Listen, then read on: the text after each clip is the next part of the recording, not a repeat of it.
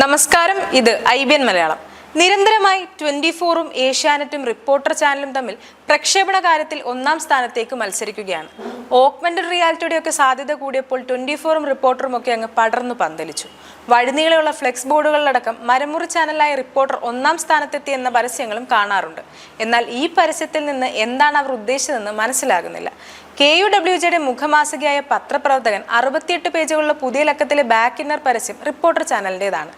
പത്രപ്രവർത്തക സംഘടനയുടെ മുഖമാസികയ്ക്കുള്ള പരസ്യം മാധ്യമ സ്ഥാപനങ്ങളിൽ നിന്ന് തന്നെ ലഭിക്കുന്നത് നല്ലൊരു കാര്യമാണ്.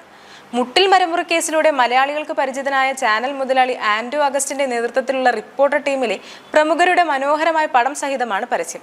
ന്യായമായ പരസ്യപ്പണം ലഭിച്ചാൽ ഇപ്രകാരം പ്രസിദ്ധീകരിക്കുന്നതിൽ ഒട്ടും അപാകതയില്ല. എന്നാൽ എത്ര പണം കിട്ടിയാലും മാധ്യമരംഗത്ത് പ്രവർത്തിക്കുന്നവരുടെ ഒരു സംവിധാനം ആ മേഖലയിലെ ഒരു വ്യാജ അവകാശവാദം യാതൊരു കാരണവശാലും പ്രസിദ്ധീകരിക്കാൻ പാടില്ലായിരുന്നു എന്നൊരു അഭിപ്രായമുണ്ട്. Number 1 news channel in Kerala reporter എന്നത് ഏത് തരത്തിൽ നോക്കിയാലും വർത്തമാനകാലത്തിലും ഭൂതകാലത്തിലും തീർത്തും വ്യാജമായ ഒരു അവകാശവാദമാണ്. ഈ പരസ്യവ്യാജകമാണ് KUWJയുടെ മുഖമാസികയിൽ വലിയ അക്ഷരത്തിൽ പരസ്യപ്പെടുത്തിയിരിക്കുന്നത്.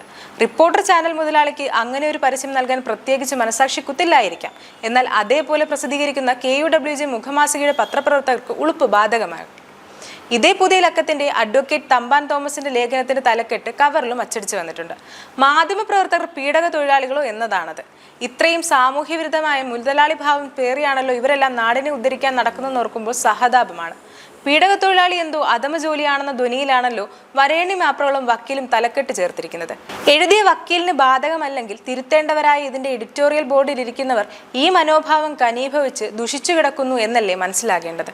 ജോലിയുടെ അന്തസ്സിനെ ഇങ്ങനെ കൈകാര്യം ചെയ്യുന്നവരുടെ അന്തസ്സും പീഡക തൊഴിലാളികളുടെ അന്തസ്സും സമൂഹം താരതമ്യം ചെയ്യട്ടെ.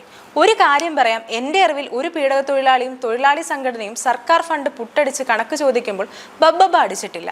ഒരു പീഡക തൊഴിലാളി സംഘടനയും തീവ്രവാദികൾക്ക് വേണ്ടി കേസ് നടത്താൻ എന്ന പേരിൽ പണപ്പിരിവ് നടത്തിയിട്ടുമില്ല. മാന്യന്മാരായ നിരവധി പത്രപ്രവർത്തകരുണ്ട്. അവർ കൂടി ഇത് കേൾക്കുന്നുണ്ടെന്ന ബോധ്യത്തോടെ തന്നെയാണ് ഇത് പറയുന്നത്. ഇത്തരം സാമൂഹ്യവിരുദ്ധ പദാവലികൾ എഴുതി പൊലിപ്പിച്ചു വിടുന്നതിനെ വിലക്കണം, അവസാനിപ്പിക്കണം. ഇല്ലെങ്കിൽ എല്ലാവരും പഴി കേൾക്കേണ്ടി വരുന്ന ദുസ്ഥിതിയാണുള്ളത്. News desk IBN Malayalam.